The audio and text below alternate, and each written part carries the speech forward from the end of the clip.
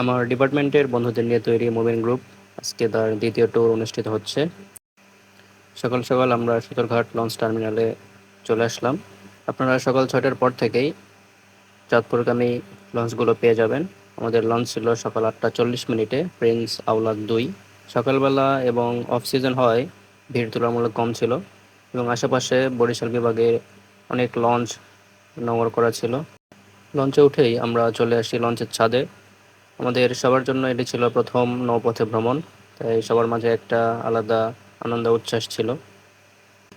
সকাল 8টা 42 মিনিটে প্রিন্স আওলাদ 2 লঞ্চটি সদরঘাট লঞ্চ টার্মিনাল থেকে ছেড়ে দিল এবং আশেপাশে আর অনেক লঞ্চ, ছোট ছোট নৌকা, ইঞ্জিন চালিত বৈঠা চালিত নৌকাগুলো যাত্রী এবং মালামাল নিয়ে নদীর এপার থেকে ওই পারে পারাপার করছিল। সকালবেলার মিষ্টি রোদ, হালকা বাতাসের মাঝে আমরা গন্তব্যের উদ্দেশ্যে ছুটে চলেছি। জীবনের প্রথমবার নৌপথে ভ্রমণ হয়, আমরা সবাই বেশ উচ্ছ্বসিত ছিলাম এবং যাদের নদী বা লঞ্চে করে যাতায়াত করতে ভালো লাগে তাদের জন্য অবশ্যই এটি একটি সেরা ট্যুর হতে পারে। উপরে সুন্দর নীলাকাশ, সাদা মেঘগুলো ভেসে যাচ্ছে, এর মাঝে আমরা বুড়িগঙ্গা নদী পাড়ে দিচ্ছি। এটি আসলে একটি অন্যরকম পরিবেশ। একদিনের এই ট্যুরে আমার মনে হয় যে বেস্ট পার্ট এটি ছিল যে লঞ্চে যাওয়া এবং আসা। তবে কিছু কিছু লঞ্চে ছাদে ওঠা নিষিদ্ধ করা হয়, এক্ষেত্রে আপনারা এটি একটু খেয়াল রাখবেন। সকাল 10টা 22 মিনিটে আমরা মুন্সিগঞ্জ লঞ্চ ঘাটে পৌঁছে যাই। লঞ্চের সময় লেগেছে প্রায় 1 ঘন্টা 40 মিনিটের মতো। এটি হচ্ছে মুন্সিগঞ্জ ঘাট, এখান থেকে নিয়মিত সদরঘাট অভিমুখী লঞ্চগুলো চলাচল করে।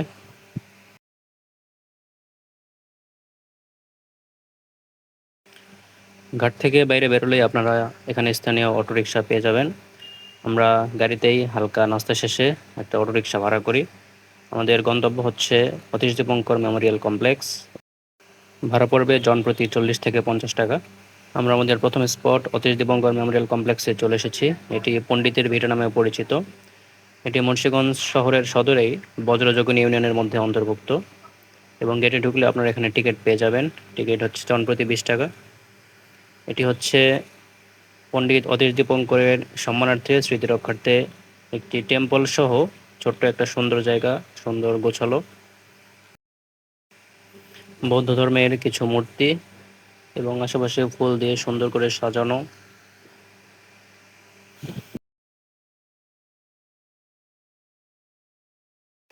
তিনি ছিলেন এই বাংলা সহ আশেপাশের এই অঞ্চলের বৌদ্ধ ধর্মের একজন অন্যতম প্রচারক এবং প্রাচীনকাল থেকেই এই অঞ্চলে এখনও কিছু বৌদ্ধ ধর্মাবলম্বীর মানুষজন বসবাস করে আসছে। এটি হচ্ছে সেই মেমোরিয়াল কমপ্লেক্সের ভেতরের অংশ।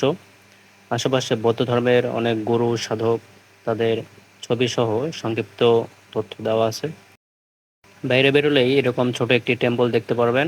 উপরে চাইনিজ বা অন্য কোনো ভাষায় কিছু লেখা আছে। এখানে আমাদের মোমিন গ্রুপের সদস্যরা তারা ফটো সেশনে ব্যস্ত। এর থেকে একটু সামনে বেরোলেই আপনারা একটি সুন্দর লাইব্রেরি দেখবেন এবং এখানে বৌদ্ধ ধর্মের বিভিন্ন গুরুত্বপূর্ণ বই সহ বর্তমান সময়ের অনেক জনপ্রিয় বই রাখা আছে।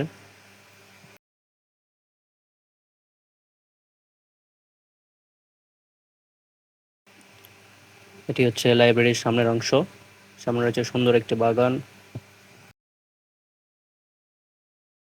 একদিনের এই ট্যুরে আমরা প্রায় 5-6টির মতো স্পট সিলেক্ট করেছি এবং এটি হচ্ছে সবচেয়ে দূরের স্পট, এজন্য আমরা এটিতে সবার প্রথমে এসেছি। আর আজ শুক্রবার হওয়ায় 12টার পরে আমরা এখান থেকে বেরিয়ে আমাদের পরের গন্তব্য বাবা আদম মসজিদের উদ্দেশ্যে রওনা দিই। হাঁটতে হাঁটতে আপনারা দেখতে পারবেন রাস্তার দুই পাশে পানের বরজ সহ স্থানীয় মানুষজন যারা কৃষিকাজে ব্যস্ত। নামাজের এখন অনেক দেরি থাকায় আমরা আমাদের দুপুরের খাবারটা স্থানীয় একটি বাজারে সেরে নেই। তো মুন্সিগঞ্জে খাবারের ক্ষেত্রে আপনারা একটু খেয়াল রাখবেন, কারণ ম্যাক্সিমাম জায়গাগুলোই হচ্ছে শহরের বেশ বাইরে হয়, খাবারের তেমন দোকান নেই। এই জন্য আপনারা বাজার বা বড় বড় যে মলগুলো আছে সেখান থেকেই খাবার খেয়ে নেওয়ার চেষ্টা করবেন। শুক্রবার জুমার নামাজের শেষ করেই আমরা চলে আসি বাবা আদম মসজিদে। বাবা আদম রাহিমাহুল্লাহ ছিলেন এ অঞ্চলের একজন অন্যতম গুরুত্বপূর্ণ ইসলাম প্রচারক। প্রায় 800 বছরের পুরনো এই মসজিদটি এখনও নিয়মিতভাবে নামাজ আদায় করা হচ্ছে। এটি বর্তমানে প্রত্নতত্ত্ব অধিদপ্তরের অন্তর্ভুক্ত এবং তারা এটি রক্ষণাবেক্ষণের দায়িত্বে আছেন। এরপর আমরা চলে আসি মুন্সিগঞ্জের অন্যতম সেরা একটি দর্শনীয় স্থান ইদ্রাকপুর কেল্লা। এটি মুন্সিগঞ্জ সদরে অবস্থিত। এখানে আসতে আমাদের ভাড়া পড়ছে জনপ্রতি 20 টাকা করে। আর ইদ্রাকপুর কেল্লার টিকিট হচ্ছে জনপ্রতি 20 টাকা। এটি হচ্ছে কেল্লার ভেতরের অংশ। ভেতরে প্রবেশ করলে আপনারা দেখতে পারবেন মাঝখানে সুন্দর একটি পুকুর এবং আশেপাশে যে কেল্লা বা দুর্গ সেটি। আমরা এখানে বসেই অনেকক্ষণ সময় কাটিয়েছিলাম। পুকুরের পানিতে পা ডুবিয়ে আমরা বসে গান শুনছিলাম। সামনে এগিয়ে গেলে আপনারা দেখতে পারবেন একটি জাদুঘর। এটি ইদ্রাকপুর কেল্লার জাদুঘর। পর্তুগিজদের হাত থেকে প্রতিরক্ষার জন্য মোগল সুবেদার মীর জুমলা এই দুর্গটি বা কেল্লাটি নির্মাণ করেন। নিদর্শন, দর্শনীয় স্থান সহ আশেপাশের দুর্গ বা কেল্লাগুলোর ছবি এখানে সংযোজন করা হয়েছে।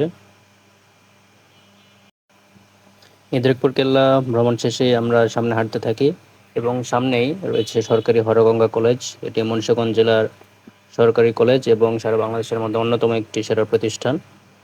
কলেজের ক্যাম্পাসটা অনেক সুন্দর, গোছালো। ভেতরে ঢুকতেই সুন্দর একটা পুকুর এবং পুকুরের চারপাশ দিয়ে একাডেমিক বিল্ডিং, হল সহ অন্যান্য গুরুত্বপূর্ণ বিল্ডিংগুলো রয়েছে। কলেজের গেটেই আপনারা মুন্সিগঞ্জ জেলার বিভিন্ন দর্শনীয় স্থানের সংক্ষিপ্ত পরিচয় একটু পেয়ে যাবেন। আমাদের ঘোরাঘুরি শেষ করে আমরা চলে আসি মুন্সিগঞ্জ লঞ্চ ঘাটে এবং এখানে বুড়িগঙ্গা এবং শীতলক্ষ্যা নদী একত্রিত হয়েছে। আমাদের টার্গেট ছিল সন্ধ্যা 6টার লঞ্চে ঢাকা যাওয়া, কিন্তু পরবর্তীতে সূর্যাস্ত দেখার লোভে আমরা মুন্সিগঞ্জ ঘাটেই আশেপাশে ঘুরতে থাকি এবং আমাদের পরের লঞ্চ হচ্ছে সন্ধ্যা 7টায়। পড়ন্ত বিকালে নদী তীরের সৌন্দর্য আসলে সত্যি অবিশ্বাস্য, অসম্ভব সুন্দর। তা আপনারা এখানে না আসলে আসলে নিজের চোখে না দেখলে বিশ্বাস করবেন না। পাশেই দুইটি নদী বুড়িগঙ্গা এবং শীতলক্ষ্যা একত্রিত হয়ে প্রবাহিত হয়েছে এবং এই পথেই চাঁদপুর সহ বরিশাল বিভাগের লঞ্চগুলো চলাচল করে। পড়ন্ত বিকেলে আমাদের মতো আরও হাজার হাজার মানুষ এই জায়গাটা ঘুরতে বেরিয়েছে এবং নদীর পাশ দিয়ে সুন্দর একটা ওয়াকওয়ে। মানুষজন সবাই সামনের দিকে ধীরে ধীরে পড়ন্ত বিকেলের সুন্দর স্নিগ্ধ নীল আকাশের নিচে বাতাসে মুক্ত হয়ে তারা সামনে এগিয়ে যাচ্ছে।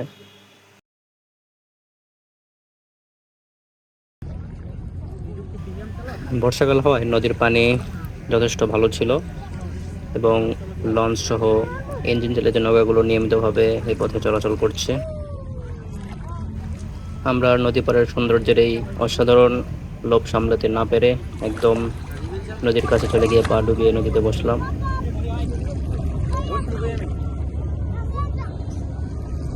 এবং একটু পরে আমাদের দেখা থেকে আর অনেক মানুষজন তারাও নিচে চলে এসেছে। ঢেউ ঢেউ এবং ঢেউ, একটার পর একটা অগণিত ঢেউ বারবার তীরে এসে ধাক্কা দিচ্ছিল এবং যখন বড় বড় জাহাজগুলো আসছিল তখন আসলে নদীর পানি অনেক বেড়ে যাচ্ছিল। সৃষ্টিকর্তার এই অসম্ভব সুন্দর সৃষ্টিটা আসলে সরাসরি এখানে গিয়ে উপভোগ না করলে আপনারা বিশ্বাস করবেন না। প্রকৃতির এমন এই জায়গার মধ্যে মনের মধ্যে মানে এটা হচ্ছে এমবি সোনারতরী 2।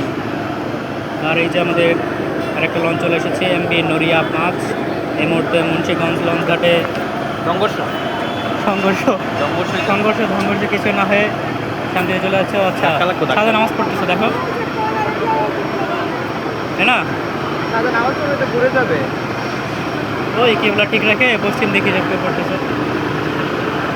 সোনারতরী 2 লঞ্চটি এই মুহূর্তে মুন্সিগঞ্জ লঞ্চ থেকে চাঁদপুর উদ্দেশ্যে ছেড়ে গেল।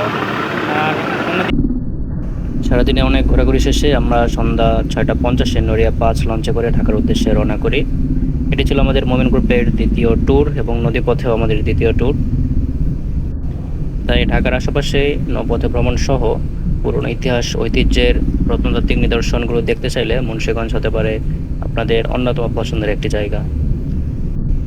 যারা নদীপথে ভ্রমণকে ভালোবাসেন, পছন্দ করেন, তাদের জন্য এই ট্যুরটা অসম্ভব সুন্দর হতে পারে। একদিনের এই ট্যুরে আমরা অনেক জায়গা ঘুরেছি। এর আগে আমরা যে ঘরে ট্যুর দিয়েছি, কিন্তু সেই তুলনায় এই ট্যুরটা ছিল একদমই খুবই প্রাণবন্ত, উচ্ছল। এটি ছিল ভয়েস ওভার দিয়ে আমার চ্যানেলের প্রথম ব্লগ। সবাইকে অসংখ্য ধন্যবাদ। দেখা হবে পরের কোনো ট্যুরে। টাটা।